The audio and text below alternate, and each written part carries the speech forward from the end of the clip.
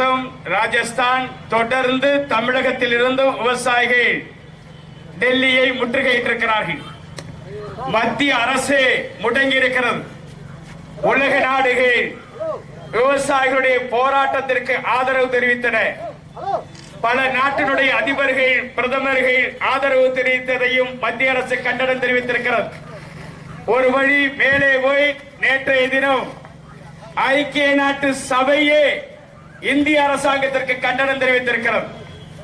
அகிம்சை வழியில் இந்தியாவில் இப்படி ஒரு போராட்டம் உலகத்திலேயே ஒரு மிக சிறந்த வலிமையோடு அகிம்சை வழியில் நடக்கிறது என்று சொன்னால் இந்தியாவில் நடந்து கொண்டிருக்கிற விவசாயிகளுடைய போராட்டம்.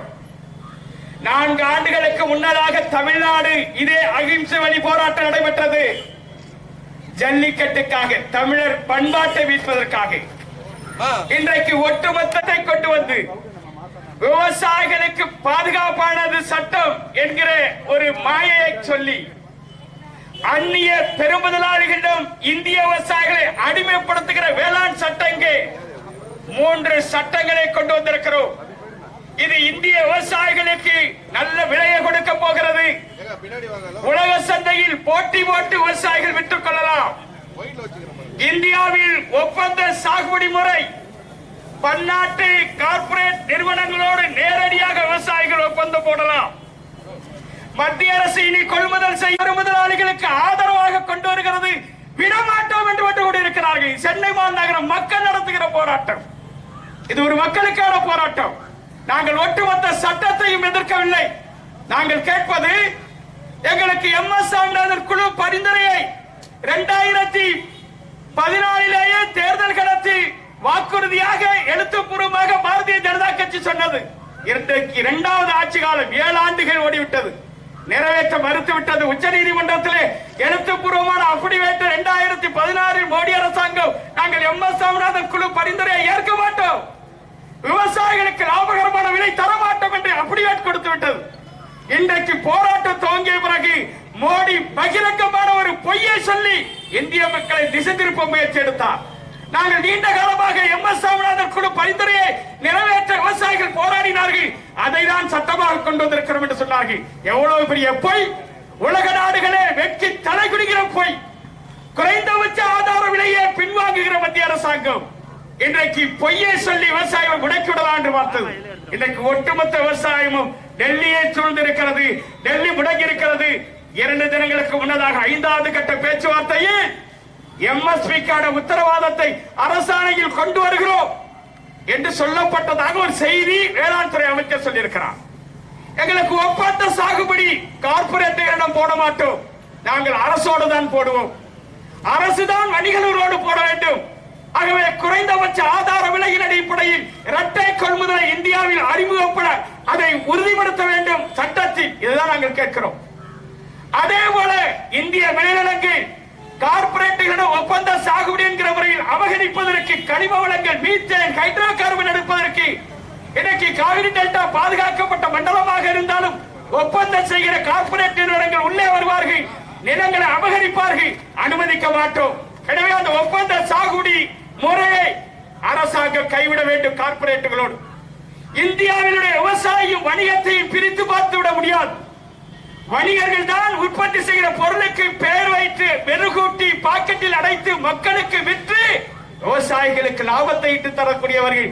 விவசாயத்தோடு இணைந்த வாழ்க்கையை வணிகர்கள் மேற்கொள்கிறார்கள். இந்த சட்டத்தில் ஆன்லைன் யூக பேர வணிகத்தை அனுமதிப்போம் என்று இந்த சட்டம் சொல்லுகிறது. ஒட்டுமொத்த இந்திய வணிகமும் அழிந்து போகும். உலக நாடுகளோடு ஒப்பிட்டு பார்க்கிற போது இந்தியாவில் பல மடங்கு உற்பத்தி செலவு அதிகமாக இருக்கிற போது எந்த நாட்டோடு நாம் போட்டி போட்டு விற்பனை செய்ய முடியாது. இந்தியாவில் உற்பத்தி செய்கிற பொருளை இந்திய மக்களிடத்திலே தான் லாபகரமாக இருக்க வேண்டும். நாங்கள் விலை நிர்ணயம் செய்ய வேண்டும். உலக நாடுகளோடு போட்டி போட வேண்டும் என்று சொன்னால் உலக நாடுகள் விவசாயத்தை நாடுகள் மேற்கொள்ளுகிறது, அந்த அரசாங்கம் மேற்கொள்ளுகிறது. இந்தியாவில் மட்டும்தான் விவசாயி உணவை உற்பத்தி செய்கிறான், அரசாங்கம் கொள்முதல் செய்து மக்களுக்கு வழங்குகிறது. ஆகவே இந்த மாற்றங்கள் இருக்கிற போது எப்படி இன்றைக்கு உலக சந்தையில் போட்டி போட்டு விற்க முடியும்? எனவே இந்திய விவசாயிகளுடைய உற்பத்திக்கு அரசாங்கம் தான் பொறுப்பேற்க வேண்டும். இன்றைக்கு என்ன சொல்கிற இந்த சட்டம்? தமிழ்நாட்டில் காவிரிக்காக போராடினோம், முல்லை பெரியாருக்காக போராடினோம். இன்றைக்கு பெற்ற உரிமை இந்த சட்டத்தின் மூலமாக பறிபோகிறது. என்ன சொல்கிறது? மத்திய அரசிடம் விவசாய மேம்பாட்டிற்கு நிதி கிடையாது. இன்னைக்கு எங்களால் கிடங்குகள் கட்டித்தர முடியாது. எங்களால் நீர் பாசன முறைகளை மேம்படுத்த முடியாது. நாங்கள் மிகுந்த நிதி நெருக்கடிக்கு ஆளாகிவிட்டோம். ஆகவே இந்தியாவில் விவசாய அடிப்படை கட்டமைப்புகளை மேம்படுத்துவதற்கு பன்னாட்டு நிதிகளை நாங்கள் அனுமதிப்போம் என்று சட்டம் சொல்லுகிறது. என்ன வெட்கக்கேடானது? பெற்ற உரிமையை வேதாந்தாவிடம் காவிரியை ஒப்படைத்துவிட முடியுமா? அம்பானியிடம் முல்லை பெரியாரை ஒப்படைத்துவிட முடியுமா? அதானியிடம் பாலாற்றை ஒப்படைத்துவிட முடியுமா? தென்பெண்ணையை வேதாந்தாவிடம் விற்பனை செய்துவிட முடியுமா? நாம் குடிக்கக்கூடிய தண்ணீருக்கு, நாம் வீட்டில் போடக்கூடிய குடிநீருக்கும் கட்டணம் விதிப்பதற்காக 2012 இந்திய நீர் சட்டம் சொல்லுகிறது. அந்த சட்டம் இந்த சட்டத்தின் மூலமாக நடவடிக்கை வருகிறது. நீங்கள் அணைகளுடைய உரிமை பறிபோய்விடும், ஆறுகளுடைய உரிமைகள் பறிபோய்விடும். இப்பொழுது சட்ட பாதுகாப்பு இருக்கிற போது மணல் சூறையாடப்பட்டு விட்டது. ஆறுகள் இருந்த சுவடுகள் தெரியவில்லை. அணைகள் வெள்ளக்காரர் காலத்தில் கட்டப்பட்ட நிலையிலேயே தொடர்கிறது.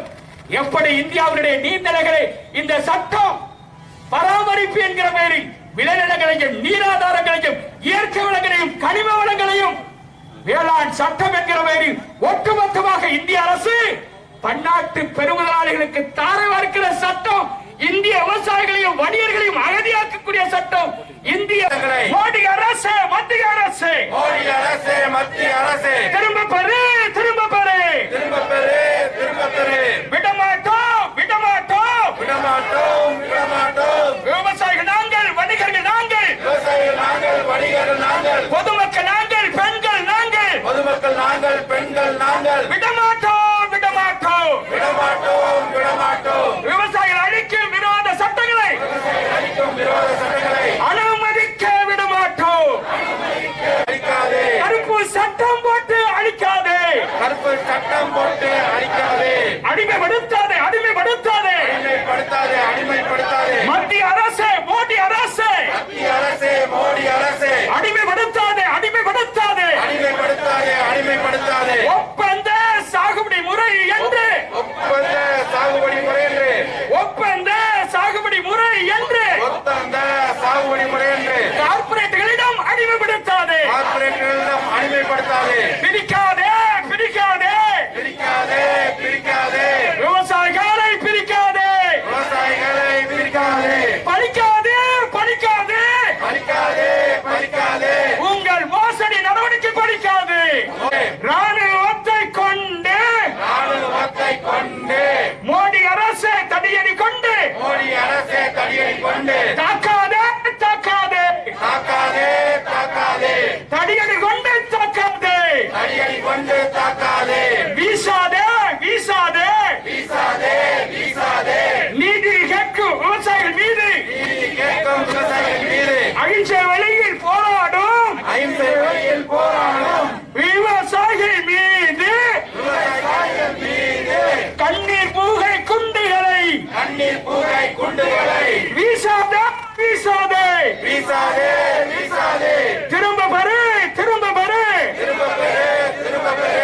ஆன்லைன் ட்ரேடை திரும்ப பெறு, ஆன்லைன் ட்ரேடை திரும்ப பெறு, ஆன்லைன் ட்ரேடை திரும்ப பெறு, ஆன்லைன் ட்ரேடை திரும்ப பெறு. நீராதாரத்தை அடகு வைக்கும் நீராதாரத்தை அடகு வைக்கும் கருப்பு சட்டத்தை திரும்ப பெறு, கருப்பு சட்டத்தை திரும்ப பெறு. அணைகள் நீராதாரம், அணைகள் நீராதாரம், ஏரிகள் ஆறுகளை, ஏரிகள் ஆறுகளை, கனிம வளங்களை அபகரிக்க துடிக்கும் கார்ப்பரேட்டுகளுக்கு குறிக்கும் கார்ப்பரேட்டுகளுக்கு அனுமதிக்காதே, அனுமதிக்காதே. அனுமதிக்காதே, அனுமதிக்காதே. விவசாயிகள் ஒற்றுமை, போங்க, வணிகர்கள் ஒற்றுமை, போங்க, சமூக ஆர்வலர்கள் ஒற்றுமை.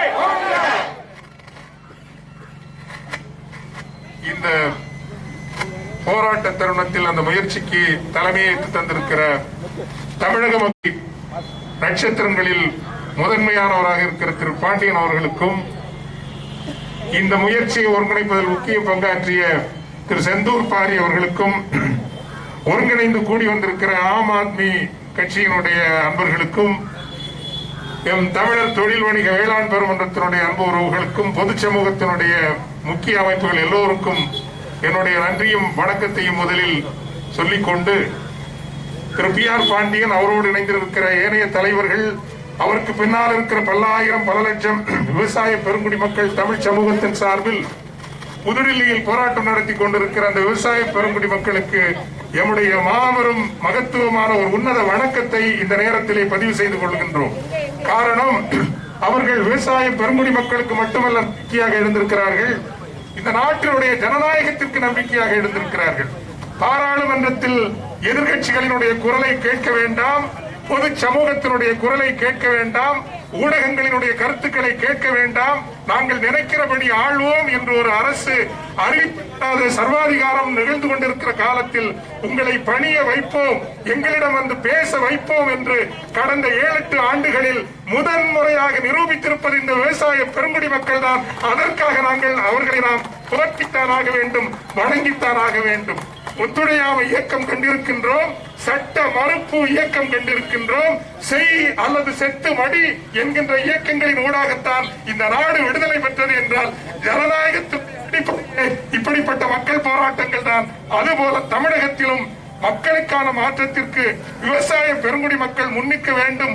பி.ஆர். பாண்டியன் போன்றவர்கள் ஏனையவர்கள் இணைந்து வர வேண்டும் என்று கேட்டு கூடியிருக்கின்றவர்களையும் ஏனைய விவசாய மக்களையும் வாழ்த்தி நிறைகின்றேன். வணக்கம்.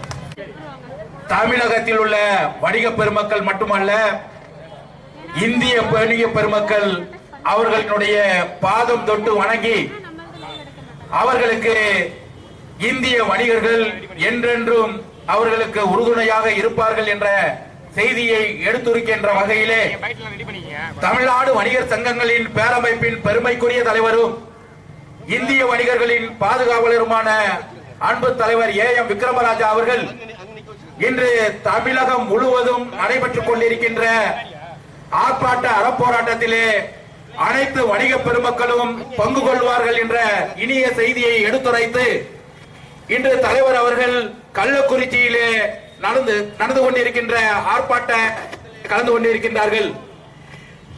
வணிக பெருமக்களே, மரியாதைக்குரிய பாரத பிரதமர் அவர்களே, அனைத்து நிகழ்ச்சிகளிலும் வாழ்வார் மற்றவரெல்லாம் தொழுதுண்டு பின் செல்பவர் என்ற வள்ளுவனினுடைய வாக்குக்கு இணங்க இந்த விவசாய பெருமக்களை தொழுது வணங்கி உங்கள் ஆட்சியை நடத்தாமல் தொடர்ந்து விவசாயிகளை துன்புறுத்தி இந்திய வணிகர்களை மீண்டும் பன்னாட்டு நிறுவனங்களுக்கு அடிமையாக்கின்ற முயற்சியை தொடர்ந்து நீங்கள் செய்வீர்களேனால் நிச்சயமாக 88% வரி வருவாயை ஈட்டுகின்ற வணிக பெருமக்கள் இந்திய அரசினுடைய செயல்பாடுகளை முடக்கக்கூடிய வாய்ப்பை ஏற்படுத்துவோம். எனவே தொடர்ந்து இருப்பு பாதைகளாக வணிகர்களும் உற்பத்தி செய்கின்ற விவசாயிகளும் இணைந்து இந்த அறப்போராட்டத்தினுடைய வாய்களாக மத்திய அரசு கொண்டு வந்த வேளாண்மை திட்டத்தை திரும்ப பெற கோரி தொடர்ந்து விவசாயிகளோடு ஒருங்கிணைந்து அவர்களுடைய கரத்தை பற்றி நாங்கள் தொடர்ந்து இந்த போராட்டங்களுக்கு தலைவர் A.M. விக்ரமராஜா அவர்களுடைய தலைமையில் தமிழக வணிகர்கள் 21 லட்சம் குடும்பங்களின் சார்பாக தொடர்ந்து இந்த அறப்போராட்டத்திற்கு ஒத்துழைப்போம் என்று கூறி இந்த வாய்ப்பை வழங்கிய இந்த போராட்ட குழுவினர் அனைவருக்கும் நன்றியை தெரிவித்து விடைபெறுகிறேன். நன்றி, வணக்கம். எப்படிப்பட்ட வெற்றியை பெற முடியும் என்பதை சற்று சில மணித்துளிகளுக்கு முன்னால் உச்சநீதிமன்றம் உறுதி செய்துள்ளது. உலகம்மாள் என்கிற ஒரு பெண் விவசாயி ஒருத்தி கைதி காவல்துறையின் அடக்குமுறைக்கு அஞ்சாமல் 8 வழிச்சாலைக்கு எதிராக குரல் கொடுத்து இன்று அந்த போராட்டத்தின் குறியீடாக மாறியிருக்கிறார். விவசாயிகள் முன்னெடுத்த போராட்டத்தை உயர்நீதிமன்றம் சொன்னது 8 வழிச்சாலைக்கான தடையை விதித்தது. அதை எதிர்த்து தேசிய நெடுஞ்சாலை ஆணையம் உச்சநீதிமன்றம் சென்றது. சற்று சில மணி முன்னால் உயர்நீதிமன்றம் வரலாற்று சிறப்புமிக்க தீர்ப்பு உச்சநீதிமன்றம் வரலாற்று சிறப்புமிக்க தீர்ப்பு அளித்துள்ளது. 8 வழிச்சாலைக்கு கொடுக்கப்பட்ட தடை தொடரும் என்று அந்த தீர்ப்பு அளித்துள்ளது. நண்பர்களே, விவசாயிகள் ஒன்றிணைந்தால், விவசாயம் செய்கின்ற மக்கள் ஒன்றிணைந்தால் எவ்வளவு பெரிய ஏகாதிபத்திய அரசுகளையும் பணிய வைக்க முடியும் என்பதை இந்த விஷயம் நமக்கு சுட்டிக்காட்டியுள்ளது. மக்களின் கருத்தை கேட்காமல், விவசாய யாருடைய கருத்தையும் கேட்காமல் பன்னாட்டு நிறுவனங்கள் பெருநிறுவனங்களின் துணையோடு மோடி அரசாங்கம் மத்திய அரசாங்கம் கொண்டு வந்திருந்த விவசாய சட்டங்களை எதிர்த்து ஒரு உணர்ச்சி மிக்க போராட்டத்தை விவசாயிகள் டெல்லியிலும் பஞ்சாபிலும் ஹரியானாவிலும் உத்தரப்பிரதேசம் நடத்தி கொண்டிருக்கிறார்கள். அது இந்தியா முழுவதும் இன்றைக்கு பரவ தொடங்கியுள்ளது. இந்த சட்டங்கள் வந்தால் நம்முடைய உணவு நிறுவனங்கள் முடிவு செய்வார்கள் எப்படிப்பட்ட உணவை விவசாயிகள் பயிரிட வேண்டும் என்று. அது மரபணு மாற்றப்பட்ட விதையாக இருக்கலாம் அல்லது டெர்மினேட்டட் டெக்னாலஜி என்று சொல்வார்களே, விதையை விவசாயிகள் சொந்தம் கொண்டாட முடியாது. அப்படிப்பட்ட தொழில்நுட்பத்தை பெருநிறுவனங்கள் விவசாயிக்கு அளித்து இந்த ஒட்டுமொத்த உணவு பாதுகாப்பையும் சில நிறுவனங்கள் கட்டுப்பாட்டுக்குள் கொண்டு செல்ல முடியும். எனவே நாம் அனைவரும் ஒன்றாக இணைந்து இந்த போராட்டத்தை முன்னெடுக்க வேண்டும். விவசாய சட்டங்களுக்கு எதிராக உழவர் அமைப்புகள், வணிக அமைப்புகள், அரசியல் இயக்கங்கள், அரசியல் கட்சிகள், சமூக இயக்கங்கள் என யார் முன்னெடுத்தாலும் அதற்கு பூவுலை நண்பர்கள் உறுதியாக துணை நிற்போம் என்று தெரிவித்து வாய்ப்புக்கு நன்றி தெரிவித்து விடைபெறுகிறேன். நன்றி, வணக்கம். ஒட்டுமொத்தமாக உலகமே முடங்கி கிடந்த காலத்தில் இந்தியாவினுடைய விவசாயிக்கு விரோதமாக அவசர சட்டத்தை கொண்டு வந்திருக்கிறார். இதனை மாற்றம் என்று சொல்லி 3 மாத போராடி வருகிற விவசாயிகள் 13 நாட்களை கடந்து டெல்லியை முற்றுகையிட்டிருக்கிறார்கள். டெல்லி மாநகரம் முடங்கி இருக்கிறது. இன்றைக்கு ஆதரவாக இந்தியாவை ஒன்று கூடி விலங்குகளை விட கேவலமாக விவசாயிகள் போராட்டத்தை எதிர்கொள்வதற்கு காவல்துறையை, ராணுவத்தை பயன்படுத்துகிறது மோடி அரசாங்கம். சாலைகளில் அகழிகளைப் போல குழிகளை வெட்டி கடும் இரும்பு கம்பிகளை, மிருகங்களை காப்பது போல விவசாயிகளை அணுகுகிறது மத்திய அரசு. இந்த மோசடி சட்டம் என்பதை 5வது கட்ட பேச்சுவார்த்தையில் எம்எஸ்பி சட்டப்படி இடம்பெறுவதற்கு உத்தரவாதம் கொடுத்திருக்கிறது. இத்தனை நாட்கள் எம்எஸ்பி உறுதி சொன்ன மத்திய அரசாங்கம் இப்பொழுதுதான் சட்டத்தில் இடம்பெறும் என்று சொல்லியிருக்கிறது. கார்பரேட்டுகளை அடிமைப்படுத்துகிற ஒப்பந்த சாகுபடி முறையை திரும்ப பெற வேண்டும். வணிகத்தில் யூகபேர வணிகம் ஆன்லைன் அனுமதிப்பதை கைவிட வேண்டும். நீர்நிலைகள், நிலத்தடி நீர், கனிம வளங்கள், இயற்கை வளங்களை அபகரிக்க ஒப்பந்த சாகுபடி முறை கார்பரேட்டுகளுக்கு வழிவகுக்கும். அந்த சட்டத்தை திரும்ப பெற வேண்டும். தமிழ்நாட்டில் நெல் கொள்முதல் அடியோடு ரத்து செய்யப்படும். அதனை அந்த சட்டத்தில் நெல் கொள்முதலுக்கு உத்தரவாதப்படுத்த வேண்டும். அத்தியாவசிய பொருளுக்கு லாபகரமான விலையை நிர்ணயிக்க வேண்டும். அதற்கான சட்டங்களை இடம்பெற செய்து சட்டத்தில் மாற்றம் கொண்டு வரப்பட்டால் இந்திய விவசாயிகள் போராட மாட்டார்கள். எனவே விவசாயிகளுடைய நியாயமான கோரிக்கைக்கு செவிசாய்க்காமல் விரல் விட்டு எண்ணக்கூடிய அதானி, அம்பானி போன்ற வெளிநாட்டு பன்னாட்டு பெருமுதலாளிகளுக்கு ஆதரவாக இந்திய அரசியலமைப்பு சட்டத்தையே மோடி குழி தோண்டி புதைத்துவிட்டு போராட்டத்தை நசுக்க பார்க்கிறார். தவறான தகவல்களை சொல்லி விவசாயிகளை பிளவுபடுத்த பார்க்கிறார். போராடுகிற விவசாயிகள் நாங்கள் பேச்சுவார்த்தைக்கு தயார் அல்ல, ஆனால் பேச்சுவார்த்தையை நாங்கள் எதிர்க்கவில்லை. எங்கள் கோரிக்கை சட்டத்தை திரும்ப பெற வேண்டும் என்பதுதான்.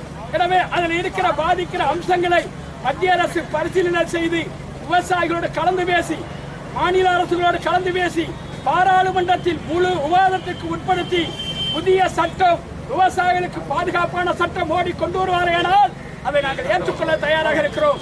எனவே இதை விட்டுவிட்டு விவசாயிகளை பிளவுபடுத்தாதீர்கள், அரசியல் கட்சிகள் மீது பழி சுமத்தாதீர்கள், இந்திய ஒற்றுமையை சீர்குலைக்காதீர்கள். உலக நாடுகள் வெட்கி தலைகுனிகிறது, ஐநாவே கண்டித்திருக்கிறது. இனியும் காலம் கடத்தாமல் மோடி விவசாயிகளோடு பேச்சுவார்த்தை நடத்தி உத்தரவாதப்படுத்த முன்வர வேண்டும் என்று தமிழ்நாட்டில் இந்த போராட்டம் தீவிரமடைந்திருக்கிறது. காவிரி டெல்டா முடங்கி இருக்கிறது, சாலைகள் வெறிச்சோடி இருக்கிறது, கடைகள் அடைக்கப்பட்டிருக்கிறது, கிராமங்களில் வேலைகள் முற்றிலும் தடை செய்யப்பட்டிருக்கிறது. ஒட்டுமொத்த இந்தியாவும் முடங்கி இருக்கிறது. இன்றைக்கு மோடி அவர்களே மக்களுக்கான ஆட்சியாக செயல்படுத்த முன்வாருங்கள், இந்திய விவசாயிகளை பாதுகாப்பதற்கான சட்டத்தை கொண்டு வாருங்கள் என்று கேட்டதால் இந்த போராட்டத்தை நடத்தியிருக்கிறோம். தமிழர்கள் வெட்கி தலைகுனிகிற நிலை ஏற்பட்டிருக்கிறது. இது அம்மையார் ஜெயலலிதாவுக்கு செய்கிற துரோகம் என்பதை அவருக்கு பலவிடத்தில் சொல்லியிருக்கிறோம். அவர் இந்த சட்டத்தை ஆதரிப்பதற்கு முன்பதாக மோடியோடு இந்த சட்டம் குறித்து விவாதித்திருக்கிறாரா? ஒரு முதலமைச்சர் மாநில விவசாயிகளோடு கலந்து பேசியிருக்கிறாரா? இந்த சட்டம் கொண்டு வரப்படுமையானால் தமிழக சட்டமன்றத்தில் இந்த பாராளுமன்ற சட்டம் குறித்து முன்கூட்டியே விவாதிக்கப்பட்டிருக்கிறதா? அரசியல் கட்சிகளுடைய கருத்து கண்டிருக்கிறாரா? இல்லை சட்ட வல்லுநர்களோடு முதலமைச்சர் கலந்து பேசியிருக்கிறாரா? அறிஞர்களோடு கலந்து பேசியிருக்கிறாரா? எந்த அடிப்படையில் வரவேற்கிறார்?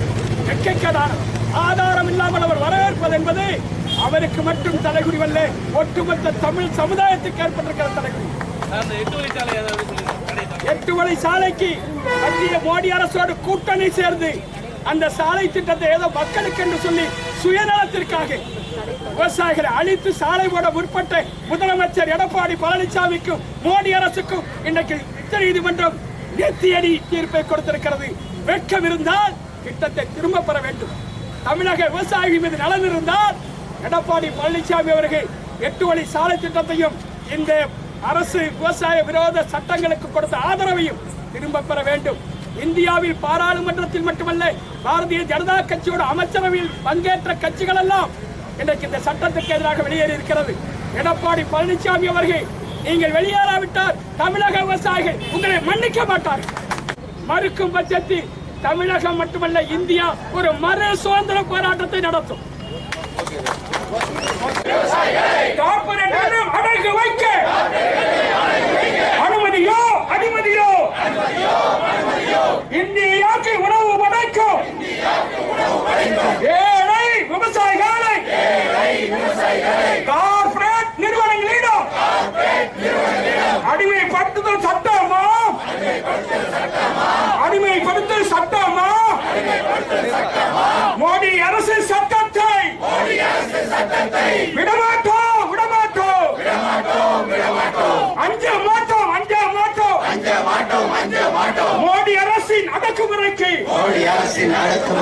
இந்திய விவசாயிகளை இந்திய நாட்டின் விவசாயிகளை ராணுவம் கொண்டு தாக்காதே தாக்காதே தாக்காதே தாக்காதே தாக்காதே தாக்காதே மோடி அரசு மோசடி அரசு மோடி அரசே மோசடி அரசே அமைதி வழியில் போராடும் அமைதி வழியில் போராடும் விவசாயி நாங்கள் போராடும் விவசாயி நாங்கள் போராடும் போராட்டத்தை எதிர்கொள்ள துணிவில்லாத மோடி அரசு மோடி அரசே ராணுவத்தை கொண்டு தாக்குதல் நடத்தாதே ராணுவத்தை தூண்டிவிட்டு தாக்குதல் நடத்தாதே வெட்கக்கேடு வெட்கக்கேடு பசிக்கு உணவு வழங்கும் பசிக்கு உணவு வழங்கும் விவசாயிகளை அடிமைப்படுத்தும் விவசாயிகளை அடிமைப்படுத்தும் மோசடி சட்டத்தை நிறைவேற்ற அதானிக்கு அம்பானிக்கு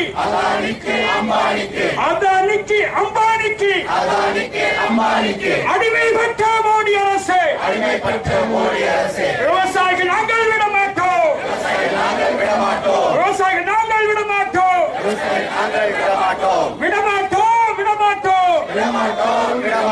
விவசாயிகளுக்கு விரோதமான சட்டங்களை நிறைவேற்ற விடமாட்டோம். அனந்தவர்கள் தொடர்ந்து உரையாற்றுவார். விவசாயிகள் போராட்டம் மட்டுமல்ல, விவசாயிகளுக்கு எல்லோரும் குரல் கொடுக்கும் போராட்டம், வணிகர்கள் கொடுக்கும் ஆதரவு. நாங்கள் அனைவருமே we stand with the protesting farmers அப்படிங்கறதை எடுத்து சொல்லிருக்காங்க. இந்த கூட்டம் இங்க நடக்குது. இது மாதிரி பல இடங்கள்ல இந்தியா பூரா நடந்துட்டு இருக்கு. இதுல முக்கியமான தெரிய வேண்டிய 3 விஷயங்கள் இருக்கு. அதை கொஞ்சம் எடுத்து சொல்லணும்னு பாக்குறேன். இந்த சட்டங்கள் யாரோட கேள்வினால வந்திருக்கு நினைக்கிறீங்க? இப்ப விவசாயிகளுக்காக கொண்டு வந்தப்பட இல்ல, திணிக்கப்படுது. உங்களுக்கு வேணுமா? அந்த ஸ்டேக் ஹோல்டர்ஸ் டிஸ்கஸ் பண்ணாம என்ன பண்ண முடியும் அப்படிங்கறது பார்க்கவே கிடையாது. அதே போல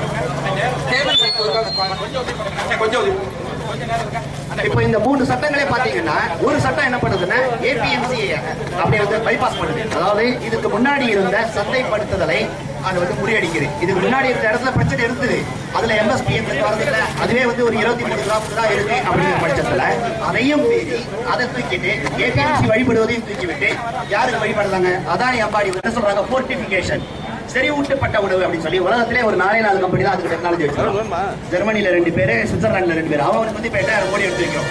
இப்ப திருச்சி மாவட்டத்துல வந்து இதை வந்து ட்ரையல் நடக்குது. எப்படின்னா அரிசியை எடுத்து மாவாக்கி கூழாக்கி அதுல வந்து இவங்க வந்து அதை ஃபோர்ட்டிஃபைட் ஃபுட்டு விட்டமின் ஏக்கும் அயோன் சத்துவமான ஐயா அதை ஆட் பண்றாங்க. அப்போ அது ஒரு வியாபாரம் ஆகுது. 8000 கோடி யாருக்கோ கொடுக்க முடியும். ஆனா நம்மளுடைய பிடிஎஸ்ல வேற சில சத்தான உணவுகளை கொண்டு வர முடியாது. நம்ம விவசாயிகள்கிட்ட கொண்டு வரக்கூடிய பொருளை வந்து நாங்கள் இணைக்க முடியாது. எங்களுடைய வியாபாரம் அண்மை வியாபாரமாகவும் எங்களுடைய பொருளாதாரம் அண்மை பொருளாதாரமாகவும் இருக்காத மாதிரி பார்த்துவோம். எங்கேயோ யாருக்கோ வந்து கோல வச்சக்கூடிய அவங்களுக்கு பெரிய பெரிய மார்க்கெட்டை கடை வைக்கிறது மட்டுமே தான் வேலையாக தான் நடக்குது. அதெல்லாம் பார்க்கணும். அது மிக மிக அவசியம். இந்த சட்டங்களால என்ன ஏற்படுது அப்படிங்கிறத பார்க்கணும். அதுக்கு மாற்று என்ன அப்படிங்கறத நம்ம எல்லாம் எடுத்து சொல்லிட்டே இருக்கோம். இந்த சில சட்டத்துல பாருங்க எப்படி வருதுன்னு பாருங்க. இதை வந்து ஒரு பார்லிமெண்ட்ல டிஸ்கஸ் தான் பண்ணல, இதுக்கான கலந்துரையாடல்